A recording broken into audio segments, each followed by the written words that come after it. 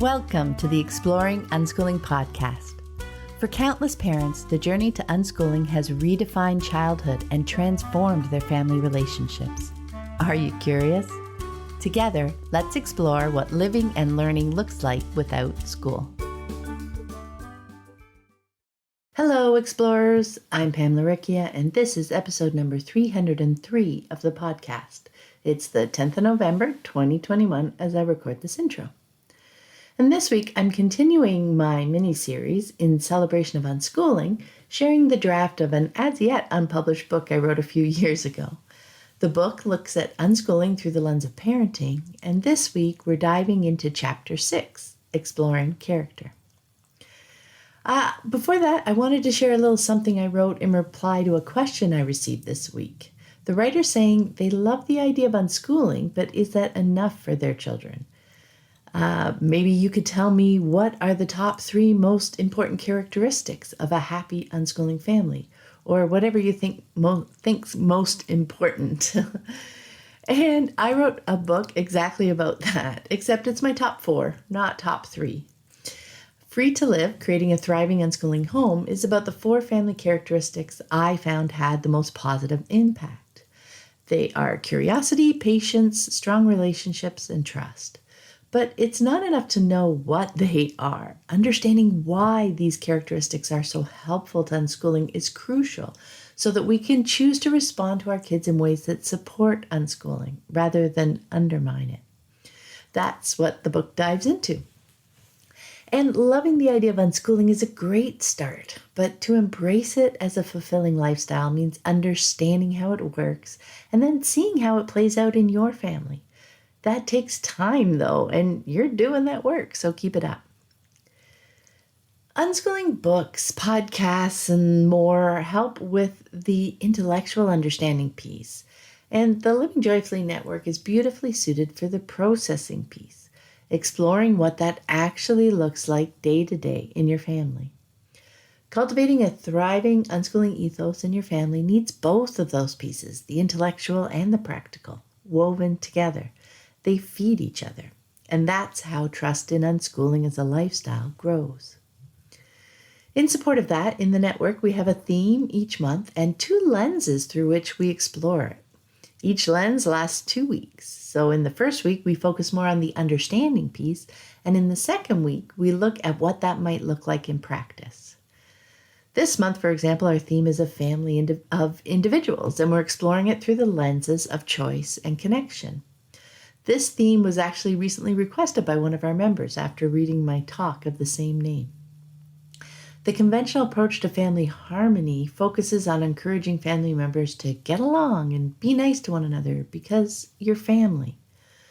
What I discovered is that while it may seem counterintuitive at first, focusing on supporting the individuals in the family rather than looking at the family as a whole cultivated a strong and connected foundation in which more easygoing family relationships could flourish. I'll link to the talk in the show notes. We're using it as a jumping off point for conversations in the network this month. Speaking of, in the network, we don't tell you how you should unschool. We share experience, not advice.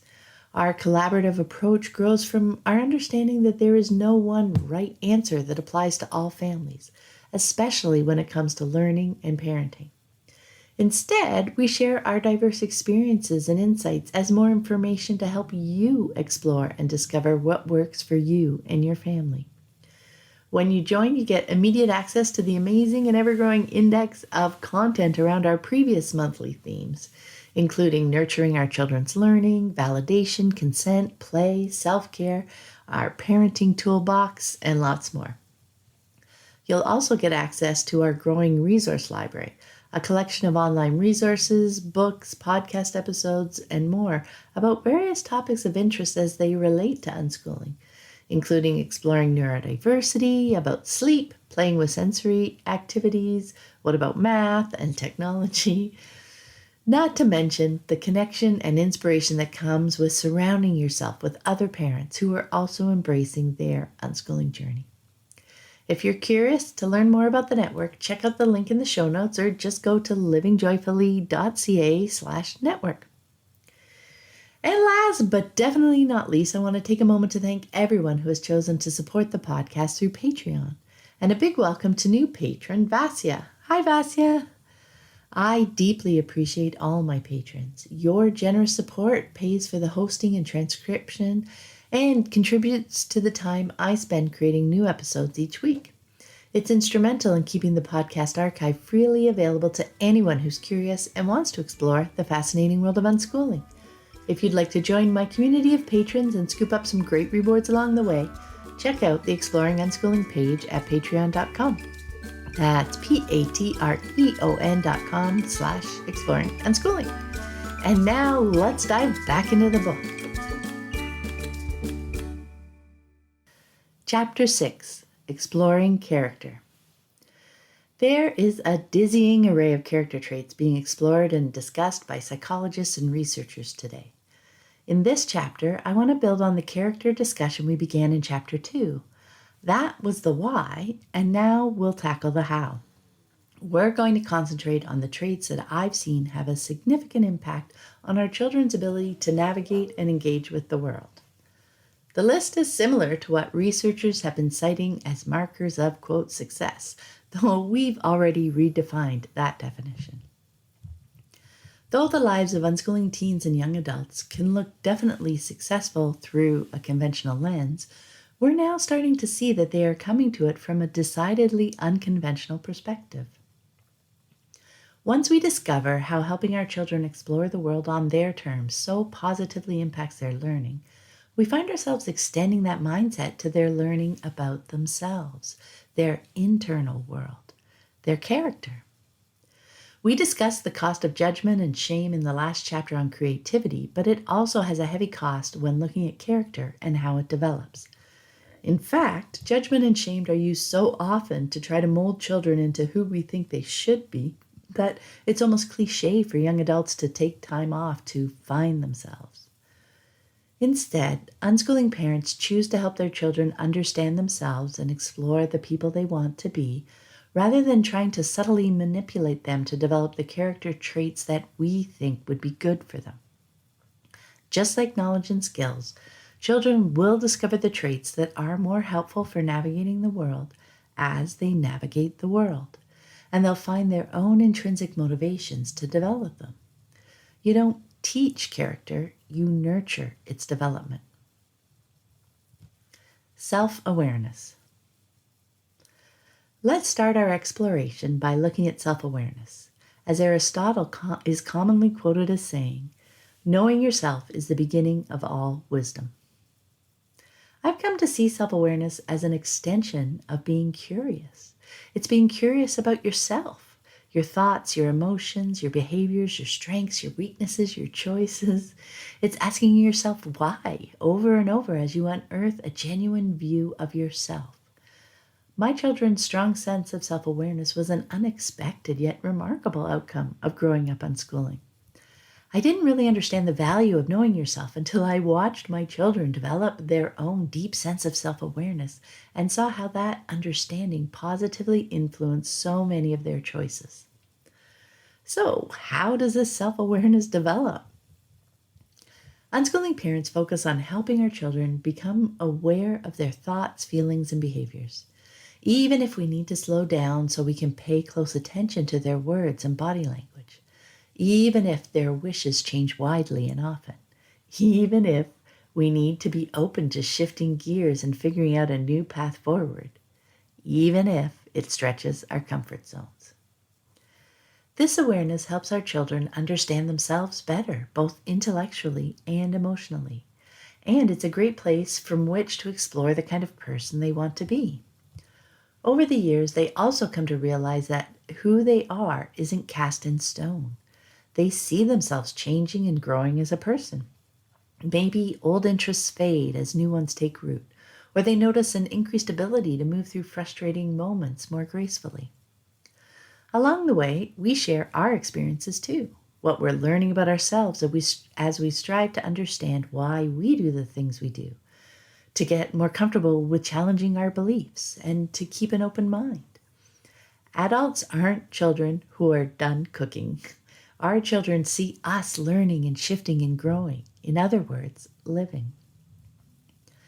Conventionally, there's a yardstick of acceptable actions and behaviors that parents and teachers are subtly trying to guide children toward using tools like judgment and shame. But judgment pours the parents' expectations deep into the mix, making it much harder for children to suss out how they feel about a situation, as opposed to how they are supposed to feel. Shaming children and adults for their seeming shortcomings or mistakes is more likely to encourage them to distance themselves from those moments rather than try to understand and learn from them. Just as giving our children the space and support to explore their interests helps them cultivate their curiosity, the space and support to explore themselves helps them better understand how they tick. As we help them follow their interests, they will choose something to do and see how it goes. And every time they are learning about the activity and about themselves. How motivated were they to jump in? How much did they enjoy it? Did something frustrate them? If so, how did they react? Did it help? Would they like to do it again? And remember, being free to choose doesn't mean they'll always choose easy things. Choosing the easy way is often what we do when we don't really have a choice. I have to clean up my room? I'll put as much stuff under my bed as I can fit. Who wants to invest a lot of time and energy into something they aren't very interested in doing in the first place? That's not laziness, that's common sense. Unschoolers don't shy away from challenges because they have chosen them for themselves. They know the delight and gratification that comes from accomplishing a difficult task, and they are often willing to attempt something ambitious because they aren't afraid that they'll be judged negatively or shamed if things go unexpectedly. And unexpectedly is not just a way to avoid saying mistake. When learning is intricately connected with living, it becomes much more difficult to imagine an outcome as being definitively wrong, as something that should never have been done in the first place. If things don't work out as hoped or expected, we celebrate the effort, commiserate over the outcome, help our children process the situation to learn what they can from the experience, and encourage them to try again or to try something new. They are developing self-awareness, building character. Unschoolers are more apt to call it living. Now, here's an interesting question for you. How do you feel about quitting? When we give our children the space and support to follow their interests, at some point their choice may be to quit something. And that's okay. If our goal is to help them learn more about themselves rather than about any particular thing, choosing to quit fits the bill nicely. Maybe it wasn't what they were expecting. Maybe their interest has faded. Maybe their personality doesn't mesh with that particular environment.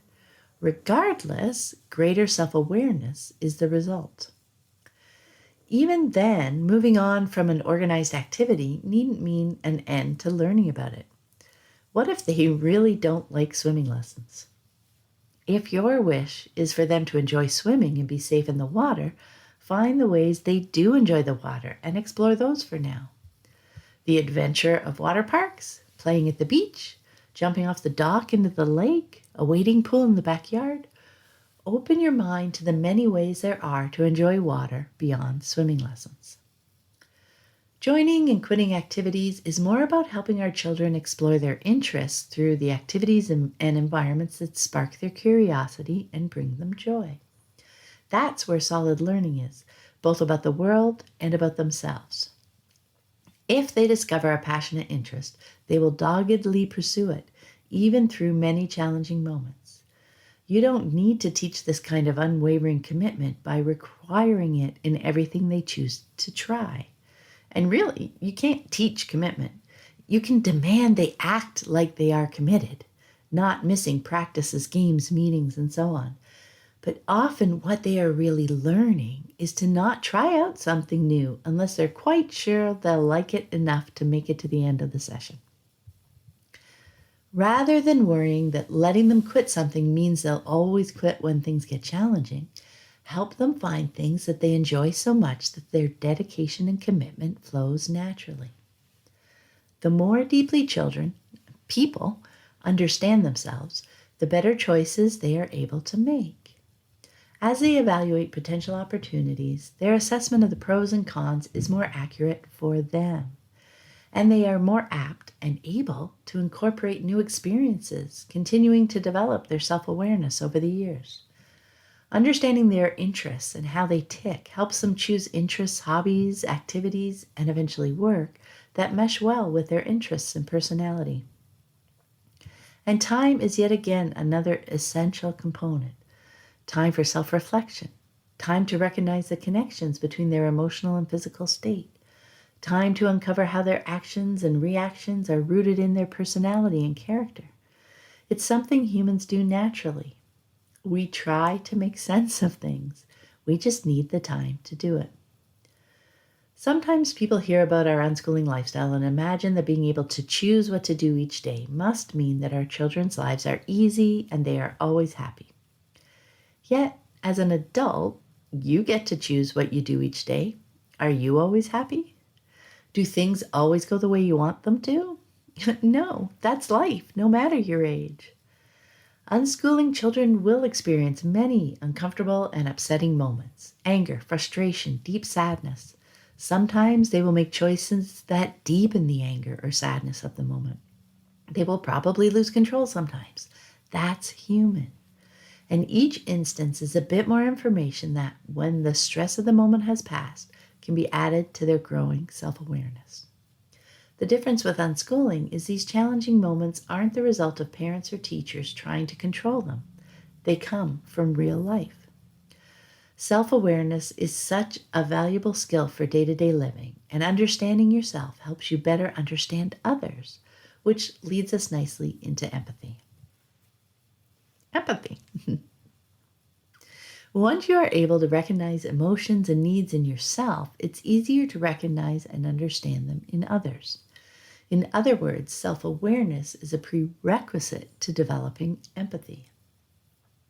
Let's take a moment to make sure we hold the same idea of what empathy is, because sometimes it can be confused with sympathy. Sympathy acknowledges emotion in another person, but the connection stops there. A sympathetic person then jumps in trying to make things better, sharing the silver lining they see as they try to cajole the person out of their disconsolate feelings about the situation. In contrast, empathy is about feeling with a person, acknowledging the emotion and then connecting with the person on that level, helping them feel heard and understood where they are. Teresa Wiseman, a nursing scholar, conducted a concept analysis of empathy, published in the Journal of Advanced Nursing, in which she defined 4 important characteristics of the act. Number 1, see the world as others see it. Take the perspective of another person. 2, understand another's current feelings. See the other person's feelings in the moment. 3, non-judgmental. See those feelings as valid and accept them as that person's truth. And 4, communicate the understanding. Let the other person know through words or actions that you understand and can relate to their feelings. Seeing situations from the other person's perspective, not judging their perspective as somehow wrong, connecting and talking with them where they are intellectually and emotionally, that sounds pretty similar to how unschooling parents approach learning with their children, doesn't it? Being empathetic is not so much a set of rules to follow, but an open and connecting way of approaching moments in our days with the people we care about. And just to circle back to sympathy for a moment, being empathetic doesn't preclude sharing the silver lining you might see in the situation. It means connecting with and validating the other person first, and then following their lead as to when they are ready to move on to talking, processing, silver linings, and feeling better. So now that we're on the same page about what empathy is, how does unschooling nurture a child's developing sense of empathy? Having first developed enough self-awareness to have a sense of the depth of their own inner landscape, developing empathy is rooted in being able to see that in others, in being able to see a situation from that person's perspective.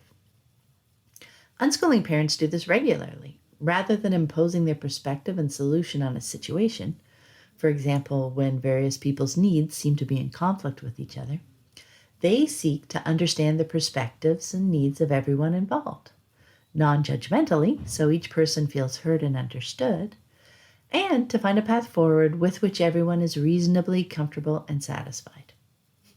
Does that sound like a lot of time and work? It is. But the strong and trusting relationships that grow out of the process are pretty incredible. And there's time again.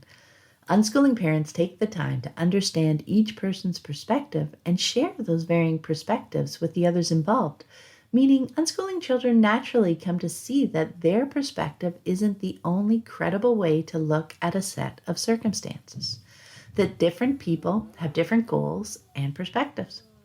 And they see everyone's perspectives, theirs included, being valued and treated as important. With years of these experiences under their belt, unschooling children intuit how being empathetic with family members helps them support someone they love through hard moments, strengthens their relationships, and is a key component of working through challenges. And they bring that awareness with them into their extended relationships with friends. And circling back to being free to quit, unschooling children feel comfortable in their family to say, that doesn't work for me, knowing that their parents will do their best to understand their perspective and incorporate their needs. And again, this is applicable to adults too. So many people feel like they have no control over their lives and that they cannot choose to quit most things. That conventional mindset makes most days a drudgery to get through. Yet what we consider obligations, things we think we, quote, have to do, are not cast in stone. It is still our choice to undertake them. Nobody is arrested for not showing up at work. So why do you go? Take a few moments to realize that even if you aren't particularly happy at your job, there are still reasons you choose to go. Maybe for the money or the camaraderie or the experience. Remember, you are free to quit. And what a different mindset. Suddenly, control is back in your hands. Reminded of why you choose to go to work or go to the gym or visit your relatives or clean the bathroom, whatever in your life feels like an obligatory chore, you can better see the benefits you reap. Philosophically, this freedom of choice, this freedom to quit, is not a luxury. It is fundamental to our lives. In an unschooling family, each person's day does not look like a laundry list of obligations, but a smorgasbord of choices. This is a wonderful environment for developing a deeper understanding of ourselves and of the people we live with, as they too are free to choose what they do and when they want to quit. Getting along with others is a skill that develops naturally when everyone has the choice to stay or go, to play or quit. With empathy also comes the capacity to not only see another's perspective, but to understand their feelings in the situation, which in turn can inspire us to help them out. Helping out others is a valuable aspect of community, which the education system recognizes. But to encourage it, they typically fall back on what they know: external motivation. They compel students to act charitably rather than helping them discover their internal motivation for doing so. Here in Ontario, Canada, to graduate, high school students must complete not only the required curriculum, but also 40 volunteer hours in the community. Mandatory volunteer hours. What a curious oxymoron. Does it seem reasonable that imposed hours working in the community will help them develop an empathy-driven desire to help? Forcing people to do something most often drives them away from it, not toward. What does it look like in the community? Here's an example. In her teens, my daughter volunteered at the local animal shelter thrift store. The retired community members turned volunteers that she worked alongside assumed she was doing her mandatory hours, even asking her to enter her hours in a binder at the end of each shift. They were flabbergasted when her 40 hours were up and she continued to come. It was unheard of. They came up to me to tell me so when I picked her up one day after her shift. She continued volunteering there until she moved away. Of course, not everyone's going to choose to volunteer in the community, but which do you think better nurtures empathy for long-term involvement? forcing all students to put in a set number of hours, treating volunteering and helping in the community like it's another job to get through, or fostering children's ability to see situations from the perspectives of others and helping those who are drawn to volunteering discover the joy and mutually beneficial nature of helping out others. Empathy helps us navigate and build strong and rewarding relationships, both personal and professional. It's through empathy that we connect deeply with our family and our extended community. Helping our children explore and develop empathy is something that will serve them throughout their lifetime. Trust in themselves. In character research circles, this is typically called self-confidence. Yet, I'm not sure that phrase conveys the depth of thought and reflection behind their actions, so I'm going to emphasize the trust aspect by sticking with this longer but more descriptive term. And this is what trust in themselves looks like in unschooled teens and young adults. They don't wait to be told what to do. That may not seem particularly noteworthy, but nowadays it is. In The Icarus Deception, How High Will You Fly?, author and entrepreneur Seth Godin describes this moment in history with his unique flair. He writes, "As the industrial age has faded away and been replaced by the connection economy, the wide open reality of our new economic revolution, the fence has been dismantled. It's gone. But most of us have no idea that we're no longer fenced in.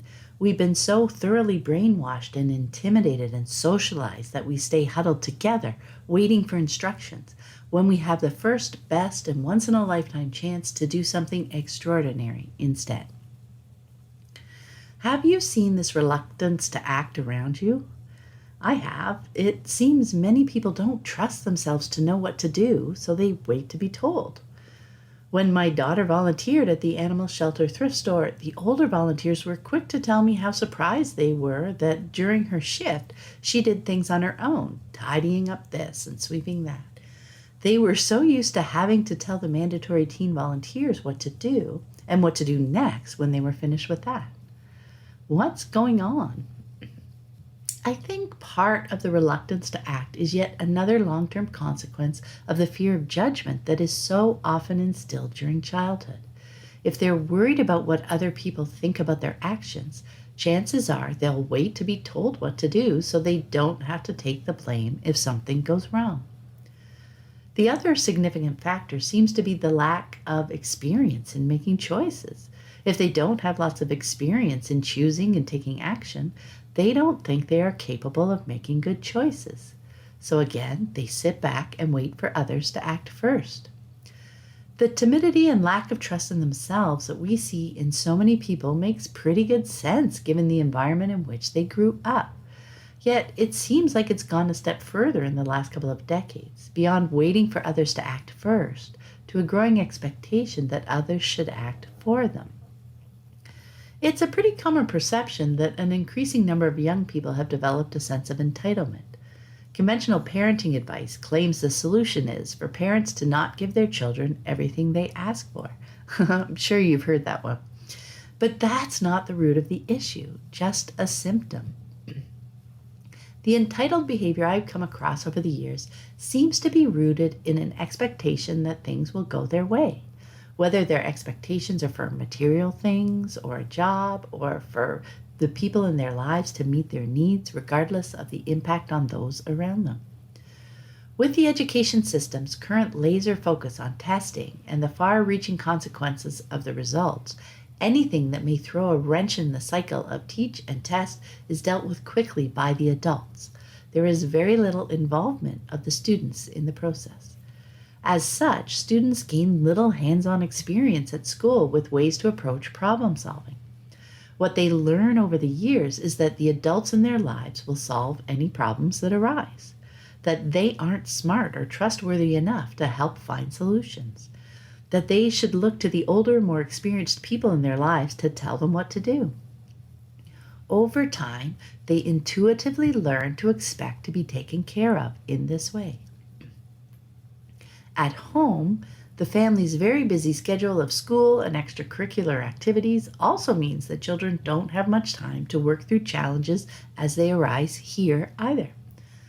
To make life easier, parents often end up making decisions unilaterally because involving their children in the process is time consuming. Who has the time and energy?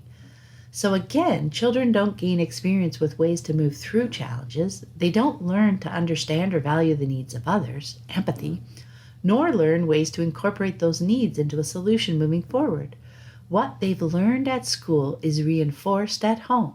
Others will tell them what to do and take care of their needs. I don't believe it's done with any harmful intent, but like the infantilization of teens we discussed earlier, it sneaks up on us, doesn't it? Teachers and parents tell children what to do because it's easier and faster in the moment than the alternative. And children learn the underlying lesson. They can't be trusted to figure out what to do. So why are we surprised that as young adults and beyond, whenever they are confronted by challenges in the world at large, they expect that their parents or the more experienced adults around them, like their boss, to solve it for them? Few have developed any trust in themselves that they can rise to the challenge. Trust in others and in oneself is earned through experience. And growing up, they have had precious little experience in solving real-life challenges. Interestingly, this sense of entitlement doesn't seem to be much of an issue with unschooled young adults. This can be perplexing if you've taken the conventional advice to heart about not helping your child get everything they ask for, because unschooling parents definitely help and support their children as much as possible. In fact, looking from the outside in, it appears we are spoiling them. So why don't most unschooling children grow up to feel an even stronger sense of entitlement? Why don't they expect others to solve their problems for them? For the reasons we touched on above, they haven't been instilled with a deep fear of being wrong and have been given a wealth of opportunities to evaluate challenging situations, make choices, and see what happens. Their parents have taken the time to involve them in problem solving, including incorporating the bigger picture of situational constraints and the needs of others.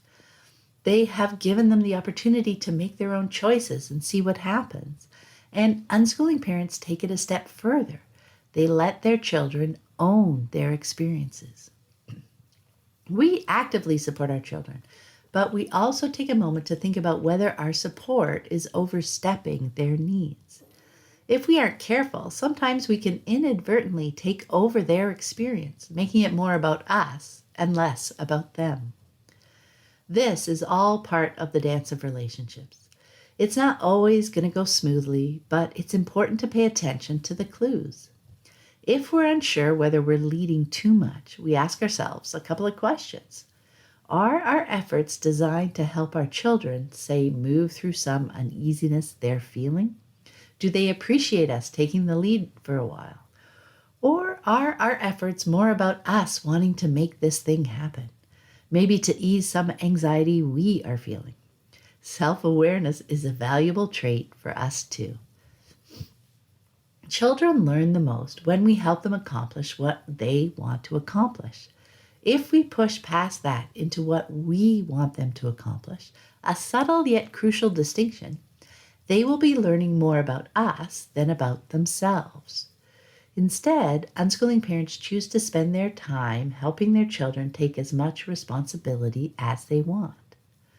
What does that look like in real life? Well, let's imagine a 5-year-old who wants to make cookies. In an unschooling home, typically the parent will help their child based on their child's needs.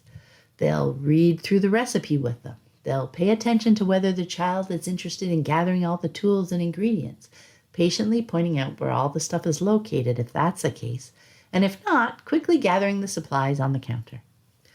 They'll show the child which buttons to press or dials to turn on the stove to set the temperature and turn it on. They'll sit back as the child measures out ingredients, answering questions, maybe chatting about what the different ingredients do.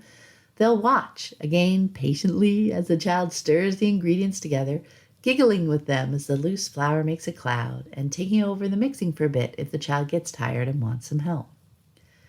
When putting the dough on the cookie sheets, if their child wants to try making a really big cookie alongside the more regular sized ones, they'll likely say, "What a fun idea," and help them figure out the best way to bake it.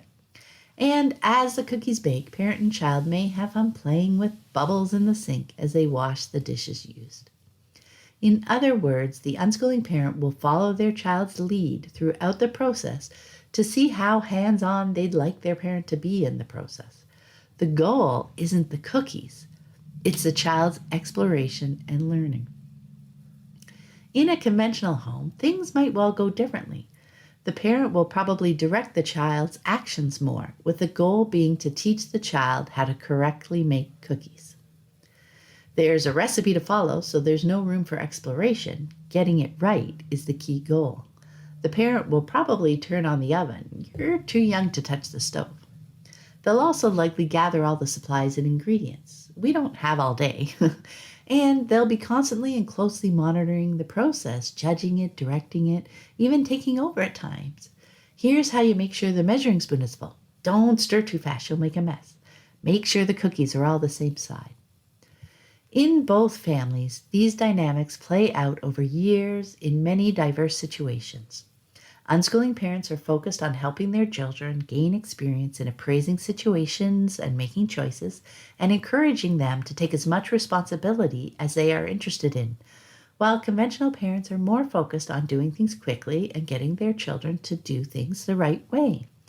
But by constantly doing things for their children absorb the message that they aren't capable. When we place adult-sized expectations of both speed and skill on our children's actions, we miss discovering how much children really want to participate in life, to do things they see the adults around them doing, to the very best of their ability. But if we can mostly stay in the role of partner and facilitator, their experiences will remain firmly theirs.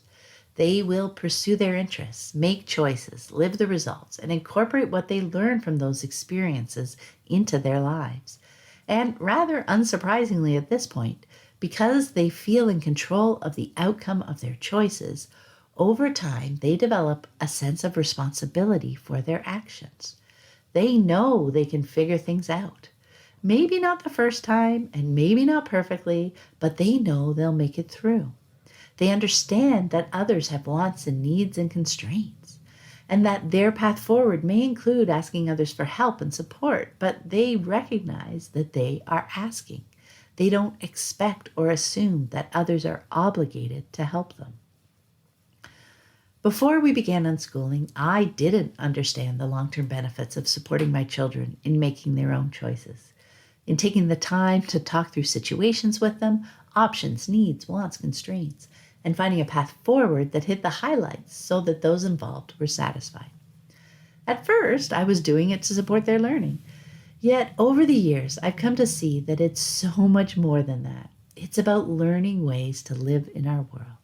For every choice, there are often so many possibilities, constraints, and other people to consider.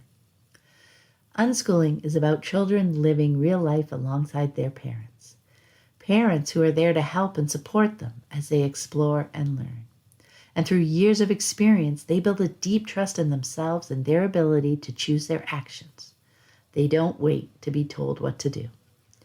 I love how Akilah S. Richards brings that out in her book, Raising Free People. She writes, "Our family defines unschooling as child-trusting, anti-oppression, liberatory, love-centered approach to parenting and caregiving.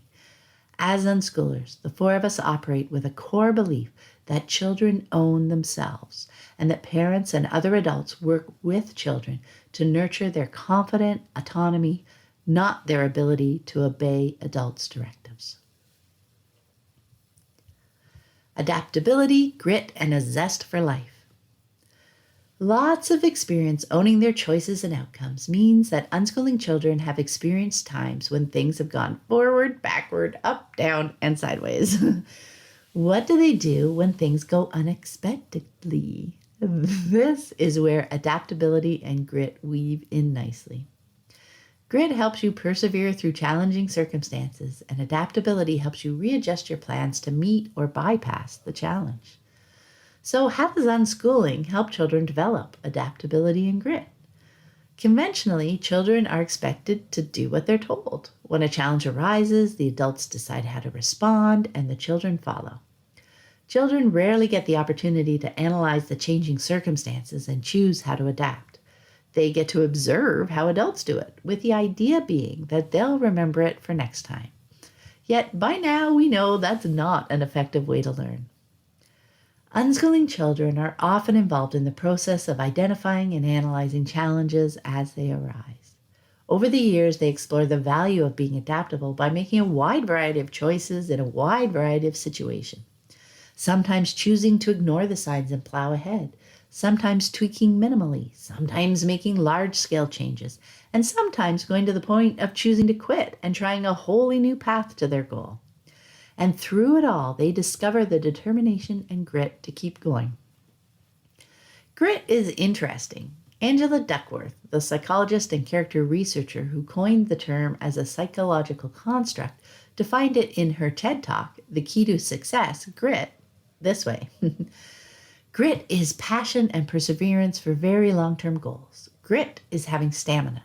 Grit is sticking with your future, day in, day out, not just for the week, not just for the month, but for years, and working really hard to make that future a reality.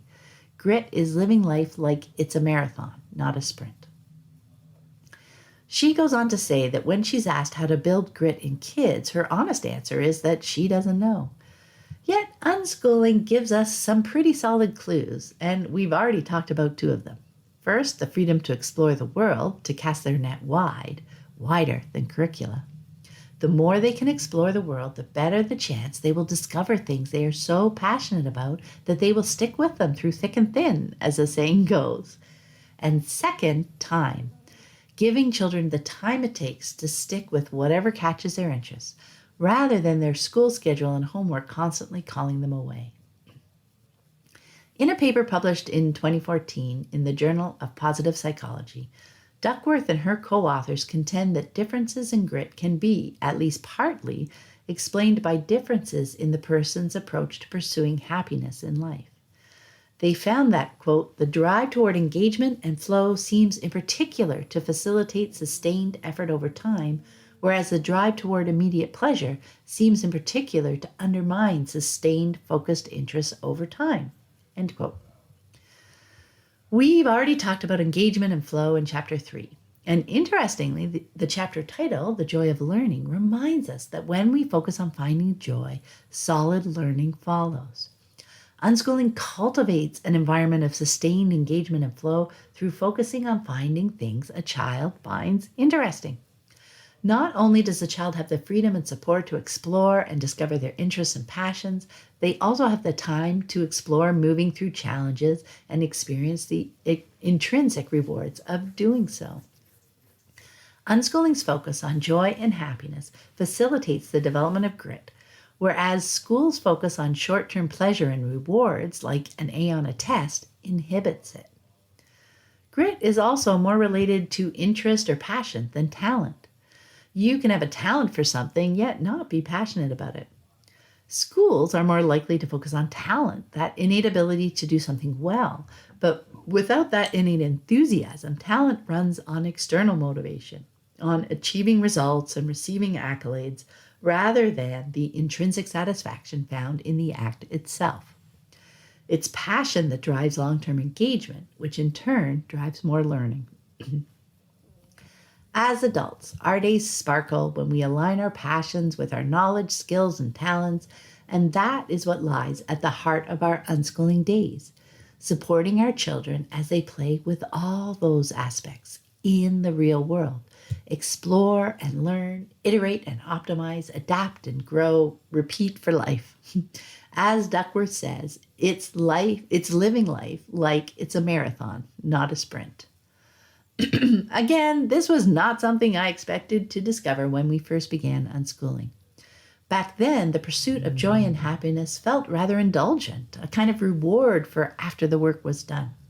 I had no idea that it would turn out to be the root of so much of the good stuff in our lives. Curiosity, learning, creativity, grit, and more. And what did it look like in action? An insatiable zest for life. At unschooling gatherings, it's one of the first things most new people point out, the children's enthusiasm. And not just the younger children, the older ones too. The teens and young adults were just as busy doing interesting things, having fascinating conversations, playing games, helping out younger kids, engaging in their passions, and sharing with anyone who was curious. Curiously investigating what others were up to too.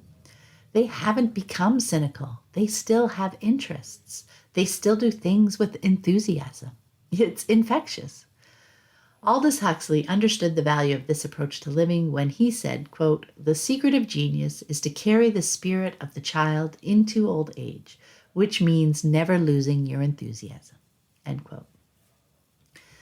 It's the curiosity that pops them out of bed in the morning, the intrinsic joy of learning new and interesting things, the adaptability to creatively adjust their course in response to shifting circumstances, the grit to keep moving toward their long-term goals even as the path weaves momentarily out of sight. These traits look like a zest for life that is almost palpable. Child or adult, it doesn't matter. We are all people. A life in progress. I hope you found this episode helpful on your unschooling journey. And be sure to check out the growing podcast archive. The conversations never go out of date. You can find more information about my books, the Living Joyfully Network online community, and the Childhood Redefined Unschooling Summit online course at my website, livingjoyfully.ca.